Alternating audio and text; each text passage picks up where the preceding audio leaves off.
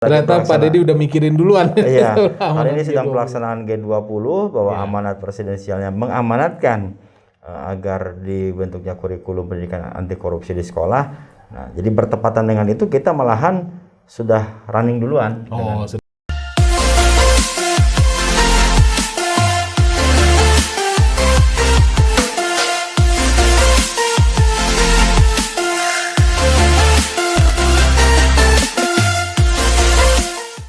Assalamualaikum warahmatullahi wabarakatuh, Sobat Adiaksa. Ketemu lagi di podcast Jaksa.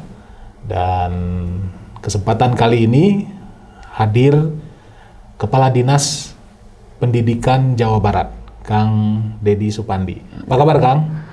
Baik, Kang Dodi. Sehat ya? Sehat. Alhamdulillah. Beberapa hari sebelum podcast ini dibuat, kita sudah mulai menggodok yang namanya kurikulum anti korupsi untuk SMA, SMK, SLB di Jawa Barat. Sangat menarik, Kang. Banyak yang menanyakan, apalagi katanya, wah, jaksa mau ngajar katanya di sekolah gitu loh.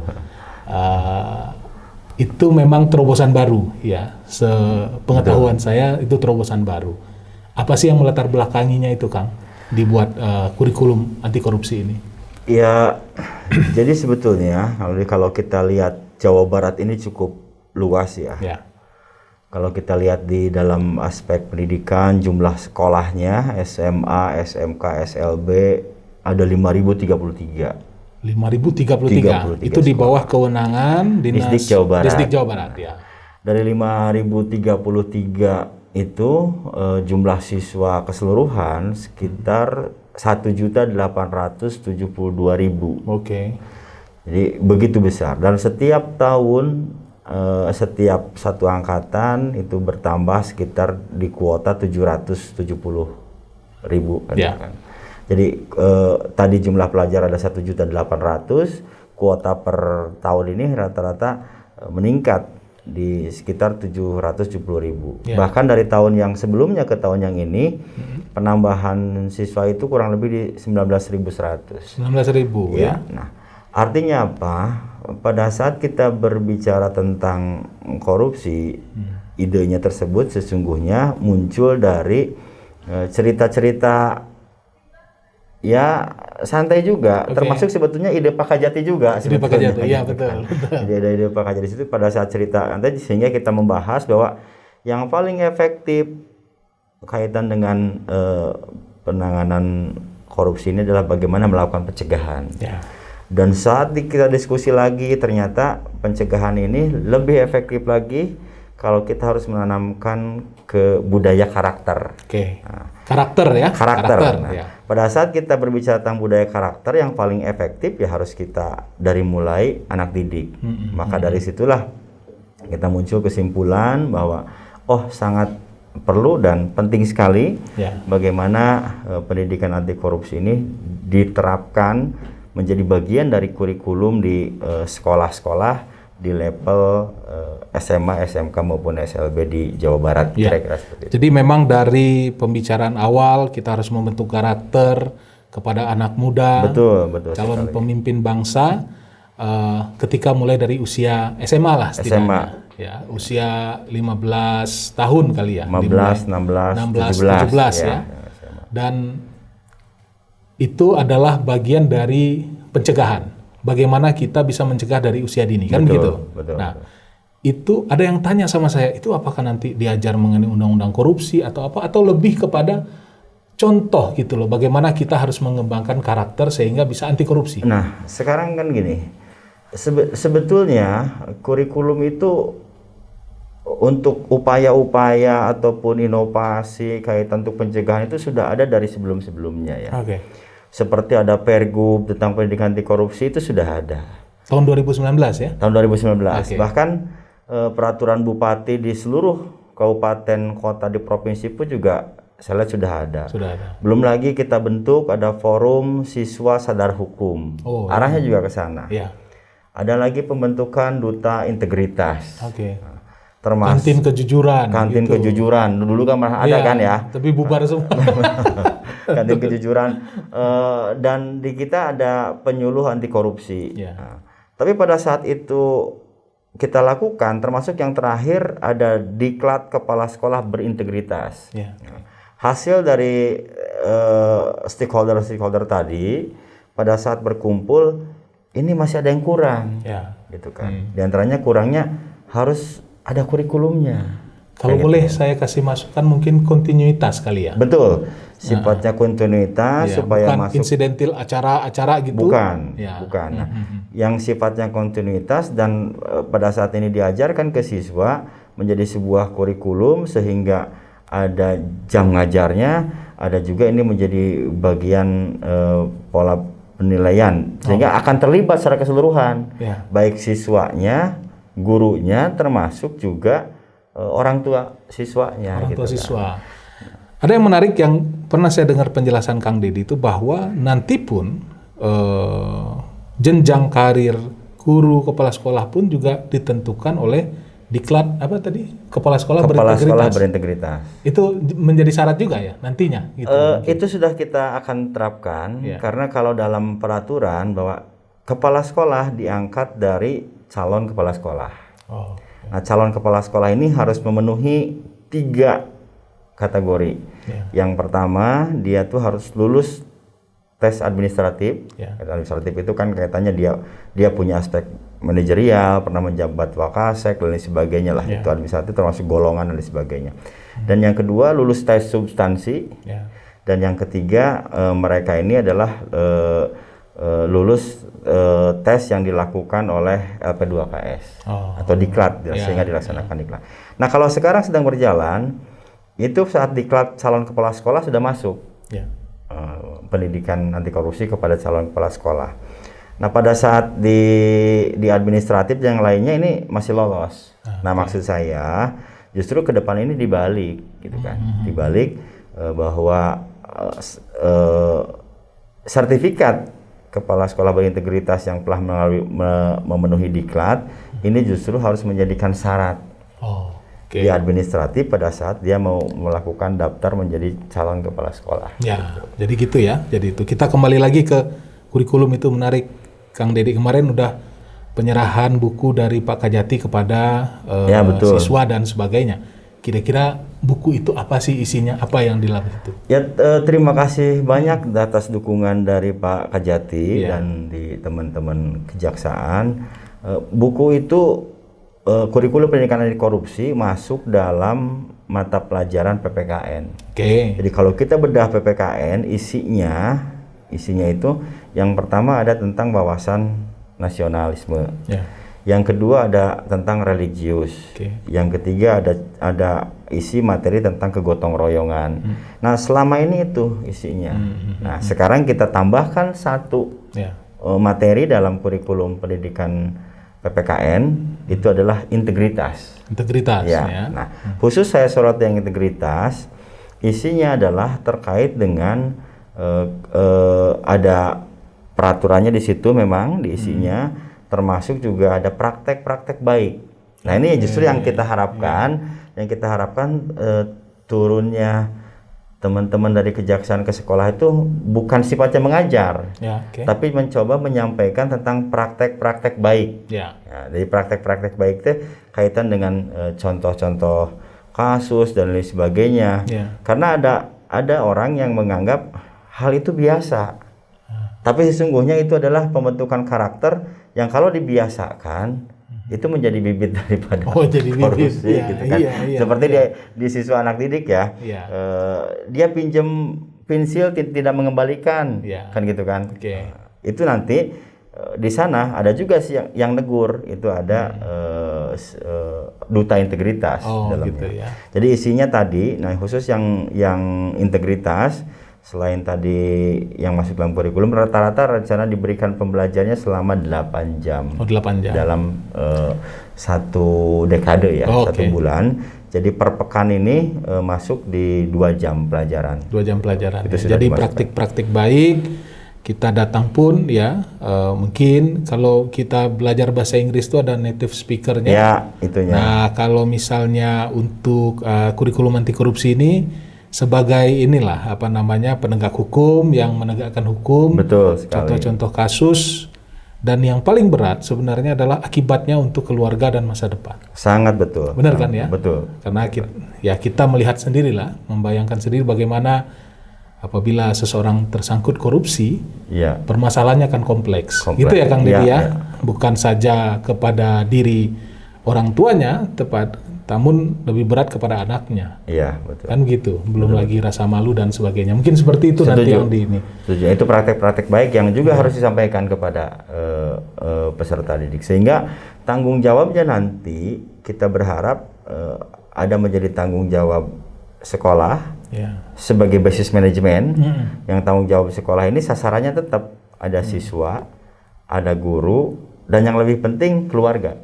Ya, keluarga dan masyarakat. Betul. Jadi kalau dampak tadi yang masuk ke dalam siswa, ada gurunya, ada keluarga dan ada masyarakat, ini merupakan manajemen yang berbasis sekolah yang bisa diterapkan, dan kita harapannya itu menjadikan sebuah kebiasaan yang menumbuhkan budi pekerti karakter, sehingga kita telah meletakkan dasar-dasar ke depannya bahwa generasi yang akan datang sudah dibekali dengan pemahaman tentang pendidikan anti korupsi. Itu nanti rencananya di kelas 10, 11, 12 atau gimana rencana Kang Deddy? Di 3 kelas itu ada. 3 kelas itu ada ya. Itu ada. Jadi kalau kita melihat kemarin ada kurikulum PAK untuk di kelas 10, kelas 11 dan kelas 12. Walaupun isinya berbeda. Jadi kalau kelas 10 lebih banyak misalnya pengenalannya gitu kan, jenis-jenis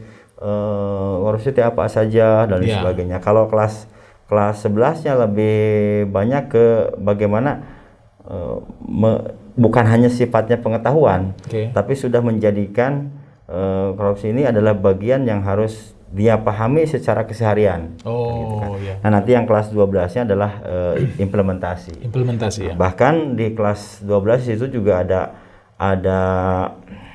saya lihat kreativitas keterampilan siswa di ekstrakurikulernya.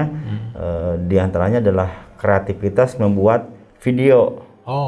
Video yang mereka rancang, video-video anti korupsi seperti apa yang mereka harus terimajinasikan, tercipta gitu. Itu untuk yang di kelas 12. Ya mungkin next ya, siapa tahu ya, kalau saya tidak paham juga ya, ternyata umurnya kalau masih sudah cukup masuk umur bisa mengikuti persidangan kan gitu. Bisa ngikuti itu kan menarik ya. Menarik kan? Nah, ini terima kasih banyak Kang Dodi. Jadi saya baru terpikir kan.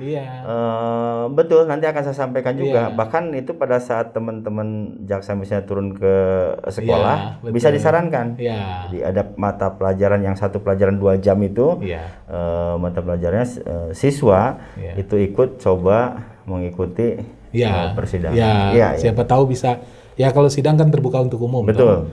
Dan karena kayaknya belum pernah ya. Belum pernah. Saya juga bingung apa. Itulah posisinya. Sebenarnya kan menarik ya. Orang bisa melihat, ternyata akibat dari perbuatannya itu inilah akhirnya. Kan gitu. Kondisinya inilah akhirnya. Dari kalau sudah bermasalah semuanya kali 0 kan Pak Deddy. Betul. Akhirnya jadi 0 lagi. Nah, gitu. Ada lagi ini yang makanya terima kasih ke teman-teman kejaksaan, khususnya Pak Kajati, bahwa peran daripada kejaksaan ini sangat kita harapkan, terutama tadi yang pertama adalah memberikan pemahaman terkait dengan praktek-praktek baik. Nah, praktek-praktek baik ini bukan hanya pembelajaran ke anak didik, tapi kita pun juga berharap memberikan pemahaman kepada gurunya. Kan itu yang penting. Yang kedua, tadi selain ada praktek baik, kita juga ingin ada masukan-masukan konsep yang tadi seperti tadi, itu bagus sekali. Itu bisa dibawa ke ranah ekstrakurikuler. Jadi siswa ikut menyaksikan sebuah persidangan yang itu berdampak dari hasil ini. Kita berharap ini menjadi sebuah hal yang baik. Dan yang lebih penting lagi, nanti caranya, kita berharap justru mohon izin kepada Pak Kajati akan membuat 2 dua sesi. Yang sesi itu ada dua cara. Cara pertama ini wilayah atau KCD yang mengusulkan. Oh ya, gitu benar. KCD atau wilayah yang mengusulkan dengan membuat penjadwalan. Penjadwalan untuk teman-teman jaksa ini turun ke sekolah. Dan cara yang kedua adalah yang sifatnya top down. Jadi top down itu barangkali sekalian ada agenda di satu titik, di satu tempat, satu wilayah yang dalam satu kali jalan. Bisa juga kita kebetulan di daerah tersebut ada pembelajaran PPKN, itu bisa juga kita sisipkan masuk di situ. Sebenarnya menarik Kang Dedi, di kejaksaan sendiri itu sudah ada jaksa masuk sekolah kan? Udah, ya. Nah, jadi ketika kita ada jaksa masuk sekolah ini kan kita lebih mengembangkan kepada kurikulum anti korupsi ini, kan begitu ya? Betul. Lebih menarik, tidak insidentil, dan itu bisa lebih diterima oleh siswa, kan begitu ya? Kalau di kelas lebih nyaman. Kalau biasanya kita kan ngadainnya juga di aula, kadang di luar waktu dan sebagainya. Memang ini menarik sekali untuk dikembangkan. Kira-kira saya lihat masih berjalan. Ya, masih berjalan. Masih berjalan. Walau evaluasi saya tidak semua cabang dinas ada yang berjalan ya. Iya, karena memang sifatnya memang sesuai dengan jadwal yang ada saja. Jadi dalam berapa bulan baru ada dan sebagainya. Kalau ini kan ini bisa berlangsung cukup intens kan gitu. Kontinuitasnya kan lebih akan sering. Karena sudah masuk dalam kelembagaan bagian dari kurikulum. Betul. Nah, ini sudah dicoba di beberapa sekolah atau gimana Kang Dedi sebelumnya? Sudah ya. Kita sebelumnya sudah mencoba kayak misalnya duta integritas, terus forum siswa sadar hukum. Ini sudah ada beberapa, ada di SMA, di Bandung juga ada di SMA 8, SMA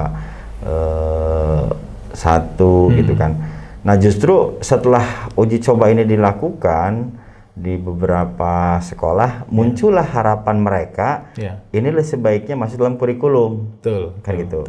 Nah, sekarang alhamdulillah ternyata juga terkejar bahwa udah masuk kita ke dalam sebuah kurikulum, dan di luar dugaan juga ternyata amanat presidensial di G20 mengamanatkan itu. Oh, pas juga ya? Pas juga.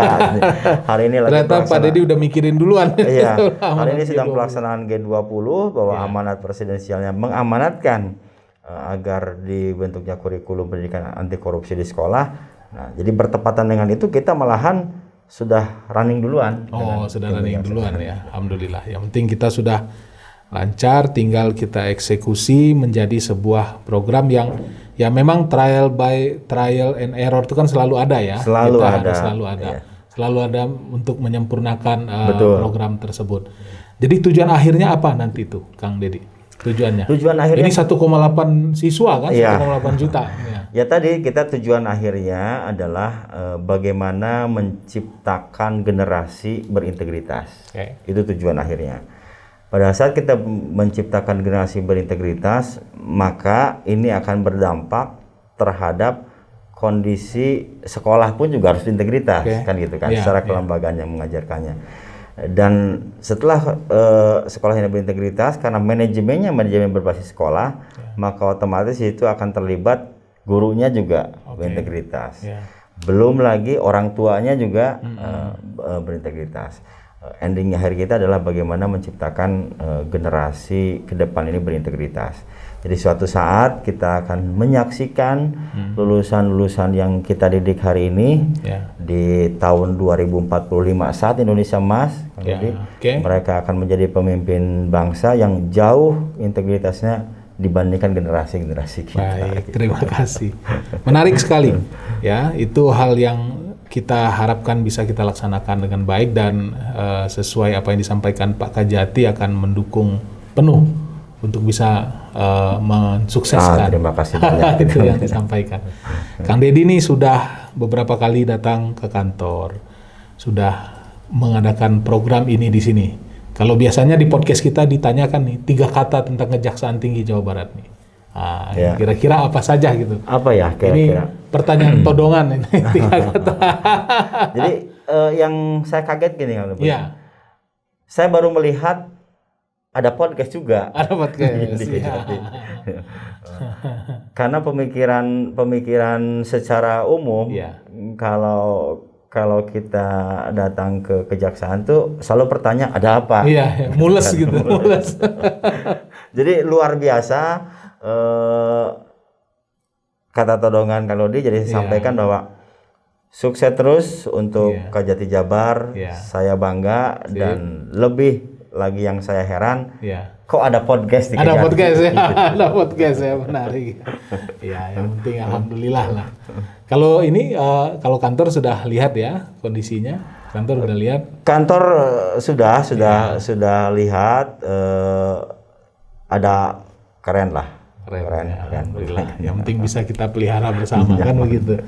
Oke, mungkin gitu aja Kang Dedi. Hatur nuhun. Terima kasih atas kesempatannya di podcast AA Jaksa, Kejaksaan Tinggi Jawa Barat. Ya nggak disangka juga kita punya podcast ya. Bukan hal-hal terkait penegakan hukum juga. Podcast juga bisa jadi sarana untuk menyebarkan pencegahan korupsi misalnya. Menyebarkan kebahagiaan. Gitu. Terakhir dari saya Kang. Mudah-mudahan Kang Dodi bisa mengundang saya di podcast AA Jaksa, bukan yang terakhir kali. Oh tidak, aman. Nanti ada hal-hal baru nanti kita undang lagi. Siap, misalnya apakah PPDB, betul. kaitan dengan... Karena Dinas Pendidikan ini programnya paling banyak. Iya toh. Nanti PPDB, ya toh. Tahun ajaran baru dimulai, ini dan sebagainya, banyak lah. Ya, ada lagi tentang misalnya pengelolaan dana BOS. Betul. Dana BOS, anggaran-anggaran lainnya, karena kita harus sama-sama jaga dana BOS bisa tepat sasaran, sukses dalam pelaksanaan dan sukses dalam pertanggungjawaban, ya kan? Begitu. Gitu. Oke, Kang, terima kasih atas waktunya. Kang Dodi, baik, salam. Terima kasih. Ya, demikian warga Adiaksa, sobat Adiaksa, demikian podcast AA Jaksa pada hari ini, dan ketemu lagi di episode berikut. Assalamualaikum warahmatullahi wabarakatuh.